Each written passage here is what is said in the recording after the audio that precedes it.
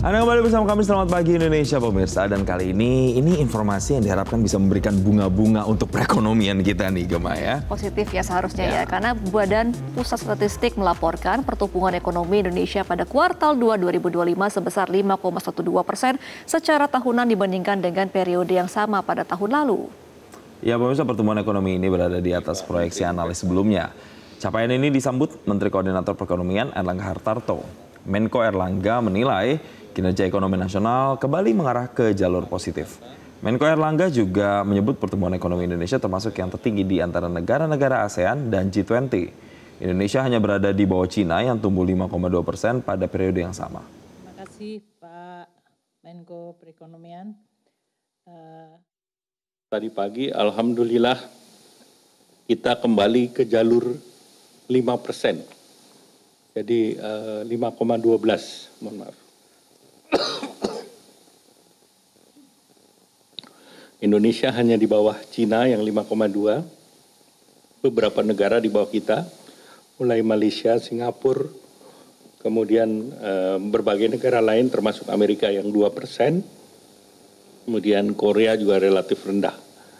Sehingga di antara negara G20 dan ASEAN, kita salah satu yang tertinggi. Kita ke informasi lain pemirsa. DPR bersama dengan pemerintah dan kalangan pengusaha logistik yang diwakili Asosiasi Pengemudi Logistik Indonesia sepakat untuk menghentikan praktik odol atau overdimension overloading mulai tahun 2027. Selain kerap menyebabkan terjadinya kecelakaan, keberadaan kendaraan angkutan barang yang melebihi batas dimensi dan atau muatan dinilai juga memicu kerusakan infrastruktur jalan.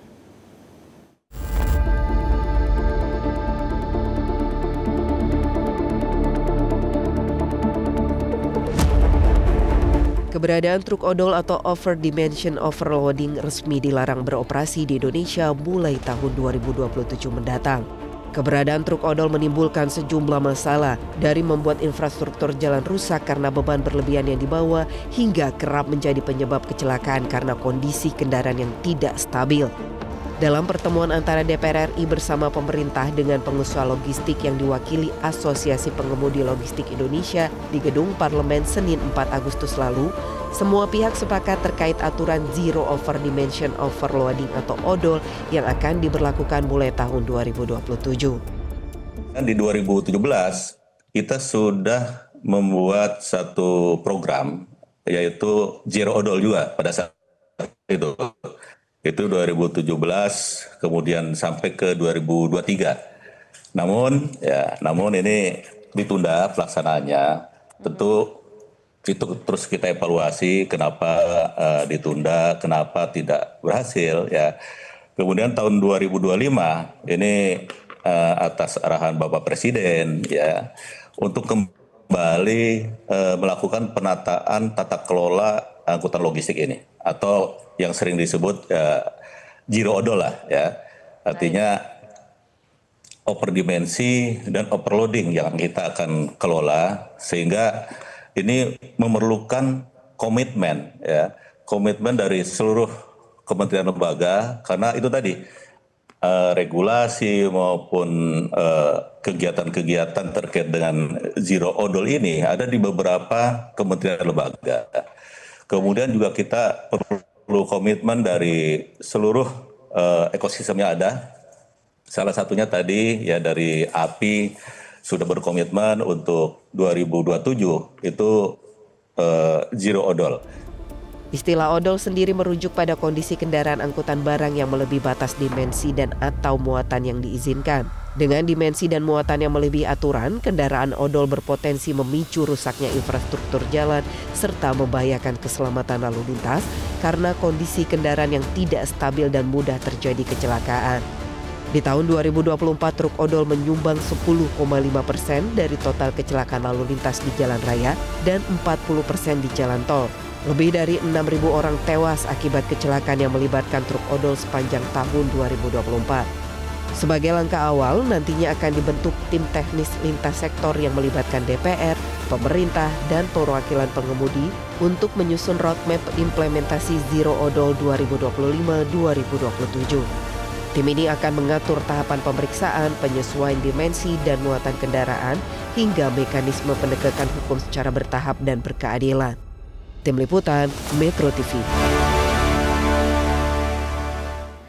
Ya, dan pemirsa, kita akan membahas setelah ini ya mengenai odol ini. Pemerintah akan menerapkan kebijakan zero odol mulai tahun 2027 dan langkah ini diambil setelah pemerintah serta DPR menemui pihak pengusaha hingga semua sepakat untuk meniadakan odol mulai tahun 2027. Tapi benar nggak tuh semuanya sepakat? Jangan sampai masih ada yang mengganjal begitu atau mungkin ada hal-hal yang perlu dikritisi. Dan pertanyaan besarnya adalah mungkinkah zero odol ini akan nantinya bisa terwujud di tahun 2027?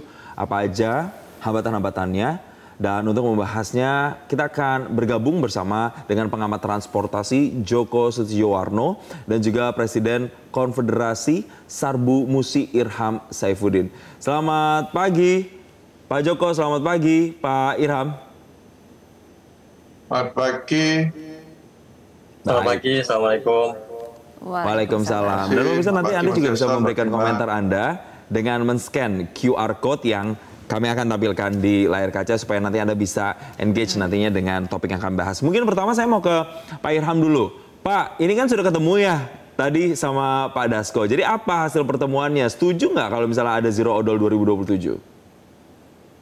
Ya, selamat pagi. Sebelumnya kami klarifikasi.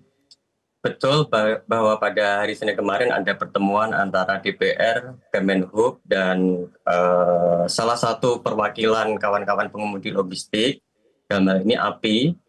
Nah, setelah itu kemudian kami dapat masukan dari kawan-kawan yang di bawah karena API ini tidak cukup representatif dan mereka tidak ikut aksi zero odol yang dilakukan oleh kawan-kawan secara serentak di daerah-daerah, kemudian aksi nasional pada tanggal 2 Juli dan kemudian diikuti dengan aksi mogok nasional tanggal 13 sampai 14 Juli yang diikuti oleh 15.000 truk di 11 provinsi di Indonesia.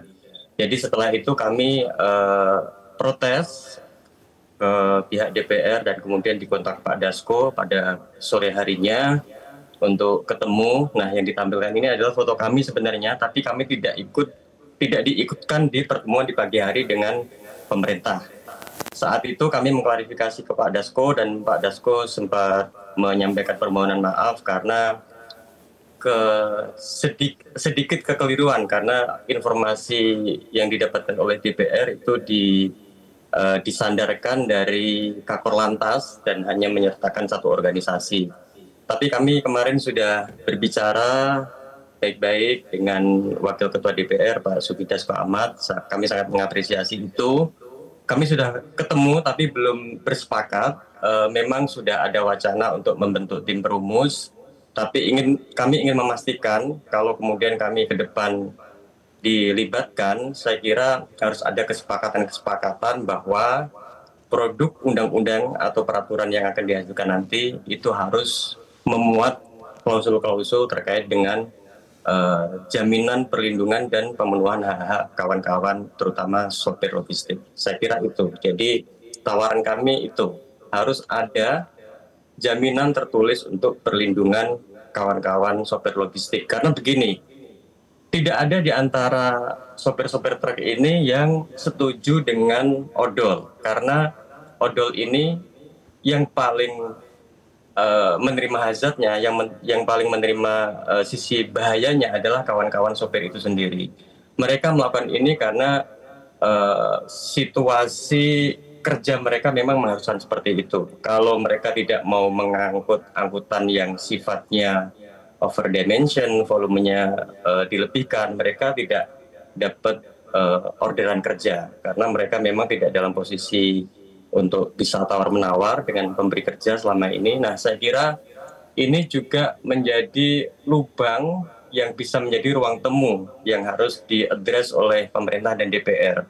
Bagaimana ke depan memberikan jaminan untuk mekanisme hubungan industrial di antara pemberi kerja, dalam hal ini adalah pengusaha logistik, dan penerima kerja, dalam hal ini adalah sopir logistik. Kemudian memasukkan klausul-klausul seperti misalnya pemberian jaminan sosial gratis, karena kami di Sarbu Musi memiliki federasi khusus untuk transportasi namanya RBPI, Federasi RBPI, anggotanya 12.000. Di antara 12.000 itu 98% membayar jaminan sosial sendiri, bukan negara yang membayar. Oke, Kira-kira artinya seperti memang itu. fokusnya lebih kepada kesejahteraan dan juga bagaimana memberikan nanti pendampingan misalnya berupa insentif yang spesifik mungkin untuk para supir odol ini, kesejahteraan dari odol. Mungkin kita sekarang ke Pak Joko. Pak Joko, melihat adanya wacana ini, Zero Odol 2027, apa yang kemudian benar-benar harus dicermati supaya Zero Odol ini benar-benar nantinya bisa terjalankan, terlaksana? Ya, saya kira untuk proses zero odol itu pemerintah tuh kurang memperhatikan garda terdepan yang berkaitan sama logistik. Garda terdepan itu apa? Sebenarnya pengemudi. Nah, para pengemudi tidak pernah tuh jarang sekali diajak untuk berbicara. Selalu pemilik barang, pengangkut. Padahal saya selalu katakan setiap pertemuan kok tanpa pengemudi seperti ini mereka tidak usah demo lah. Mogok aja 3 hari, pasti lumpuh ekonomi nasional. Mereka orang-orang yang kurang diperhatikan sehingga sekarang ini jumlah pengemudi yang berkualitas itu makin berkurang. Bahkan jumlah kendaraan truk lebih banyak daripada pengemudinya. Nah, dampaknya sekarang kita tidak menemukan lagi pengemudi-pengemudi yang bagus, ya, justru makin menurun. Dan ini juga merugikan negara. Negara kurang memperhatikan. Nah, namun ini dalam perjalanannya nampaknya ini sudah mulai diakomodir lah. Karena ini kan rencananya kan buat peraturan presiden dan kami sudah lihat juga ada 3 agenda yang sebenarnya sudah dimasukkan. Ya, yang jelas pertama itu persoalan pungli itu harus dibereskan. Karena pungli di odol ini luar biasa. Mulai yang baju seragam sampai tidak pakai baju. Ya. Kemudian kesejahteraan pengemudi. Ya. Termasuk perlindungan hukumnya, ya, jaminan kesehatan itu harus diperhatikan. Nah, ya, yang ketiga itu memang ada persoalan deregulasi, insentif dan sebagainya harus dilakukan demi kita akan terwujud 2027. Nah, ini sudah masuklah dengan beberapa agenda dan saya kira kesejahteraan pengemudi ini menjadi hal yang utama. Dan jangan lupa ada satu lagi, itu adalah penguji kendaraan bermotor. Itu juga kurang diperhatikan. Karena mereka itu sejak 2006 itu tunjangan fungsionalnya cuma Rp200.000 sampai 20 tahun ini masih tetap. Akhirnya ya KIR itu juga bagian dari pungli juga. Nah, ini harus dibereskan juga. Gitu.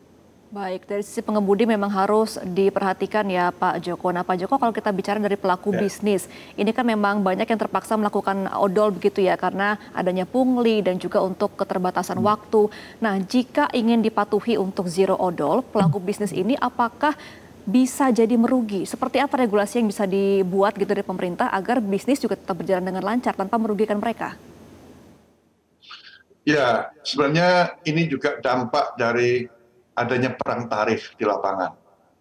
Jadi itu memang harus direvisi juga Undang-Undang Lalu Angkutan Jalan pasal 184. Di situ disebutkan ya tarif angkutan barang berdasarkan kesepakatan. Itu yang sebenarnya merusak sistem logistik kita. Itu harus direvisi. Namun kalau revisi kan butuh waktu. Belum lagi di pasal 277 untuk teman-teman pengemudi ini, selalu pengemudi itu menjadi aktor utama kalau ada kecelakaan.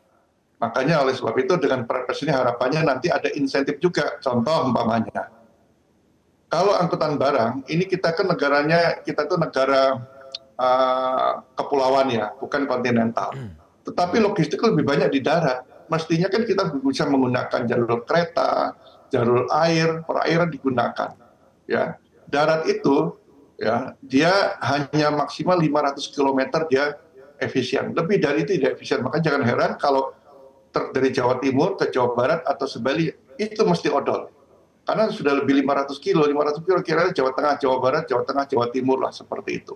Nah makanya penggunaan jalur kereta. Cuman masalahnya kereta ini pemerintah juga jangan menyamaratakan dengan mengangkut batu bara, jelas jauh beda. Kalau batu bara bolehlah dapat BBM, tidak menggunakan BBM subsidi, kena TAC, kena PPN. Kalau di Jawa jangan dilakukan, kalau dilakukan sudah naik kereta double handling, kemudian kenanya juga mahal, akhirnya apa? Ke darat. Nah ini harus diberikan insentif untuk kebijakan untuk perkeretaapian. Belum lagi di laut. Laut juga pernah dilakukan, tapi ternyata masuk pelabuhannya Pelindo mengenakan biaya tinggi, jadi mahal.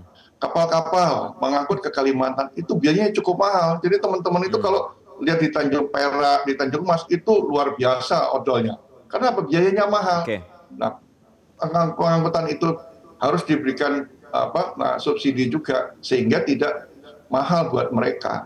Dan itu juga berikan fatal loh. Kalau mereka tuh ke Kalimantan, jalannya tidak standar, sering terjadi yang tiba-tiba terguling dan sebagainya. Nah, ini harus jadi perhatian. Jadi ada insentif-insentif khusus. Gitu.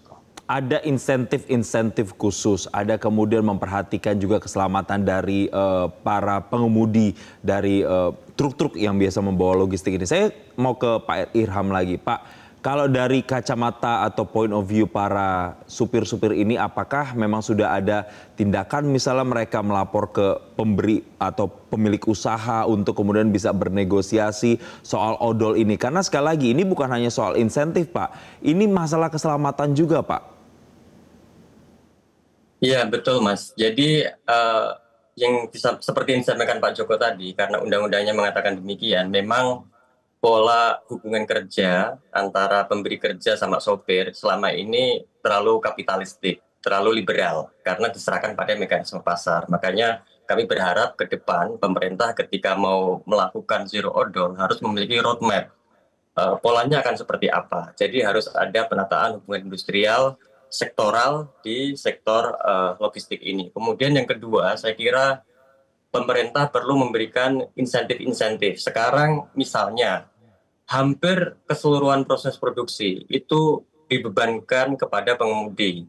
Let's say untuk maintenance, ketika terjadi kecelakaan atau terjadi pecah ban segala macam itu sebagian besar polanya selama ini adalah dibebankan oleh pengemudi kepada pengemudi.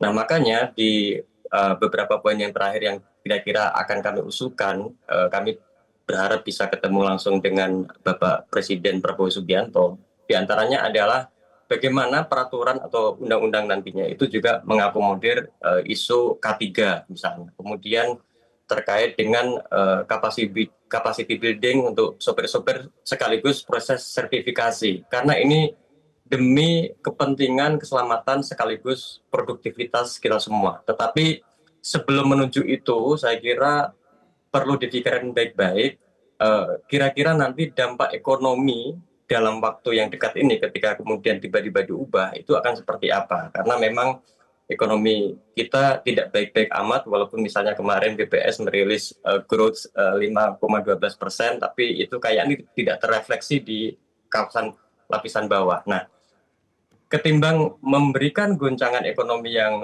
lebih dahsyat, saya kira pemerintah harus lebih hati-hati, harus transformasi lah, jangan mendadak.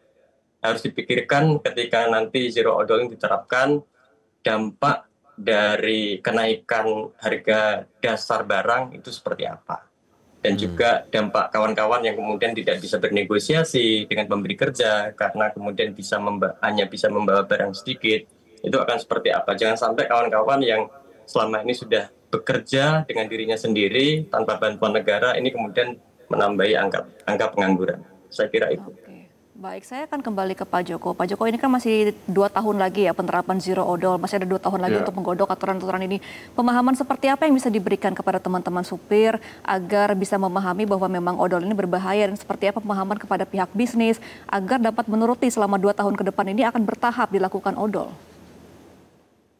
Ya, saya kira ini kan proses sampai dengan 2007 ya. Nah, makanya saya selalu katakan penegakan hukum itu terakhir lah. Bila perlu tidak perlu ada. Seandainya nanti di awal, katakan setelah perpresnya muncul, mengutamakan tadi, punglinya harus hilang. Tidak bisa tidak. Ya, karena pungli itu luar biasa itu. Ya, itu kalau sudah oknum aparat penegak hukum itu presiden. Kemudian kejahatan pengemudi tadi. Ya, termasuk adanya bimbingan teknis itu harus dianggarkan. Ya, bayangin coba, pilot ada sekolahnya, nakoda ada sekolahnya di perhubungan, masinis ada sekolah. Ini sopir itu nggak ada sekolahnya. Itu harus diadakan mereka sekolah. Oke, bukan sekolah 1 tahun enggak, tapi harus ada sekolahnya. Mereka yang sudah jadi pengemudi juga mereka diberikan bimbingan teknis rutin.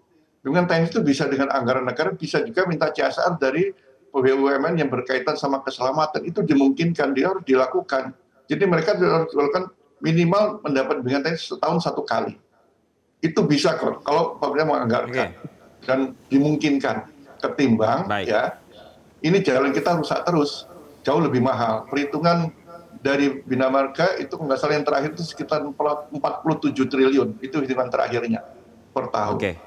Itu cukup tinggi itu kan. Nah itu harus dilakukan ketimbang tadi APBN tersedot untuk perbaikan jalan. Kemudian masalah keselamatan juga kan, karena ini juga menyangkut nyawa. Karena truk itu tidak banyak jumlahnya, tapi dia menduduki nomor 2 angka kecelakaan. Nah kecelakaan yang banyak kan bisa menyebabkan juga kemiskinan. Gitu loh. Baik, sebenarnya masih banyak hal yang ingin kami tanyakan Pak, apalagi ini juga masih ada perdebatan dari sisi Kementerian Perindustriannya juga dengan Kementerian Perhubungan juga terkait dengan nanti bagaimana mekanisme dan juga kesepakatan yang ideal untuk menjalankan zero odol. Tapi waktu kami sudah habis, tapi yang jelas kami sudah tangkap poinnya tadi, harus mengutamakan tadi keselamatan dan kesejahteraan dari para supir juga, tapi kemudian juga ada insentif yang harus diberikan pemerintah juga dalam hal ini untuk kemudian kelangsungan bisnisnya sampai dengan pungli tadi kemudian harus bisa dihapuskan. Terima kasih Bapak-Bapak telah bergabung dan memberikan insight bersama kami di Selamat Pagi Indonesia, dan selamat kembali melanjutkan aktivitas.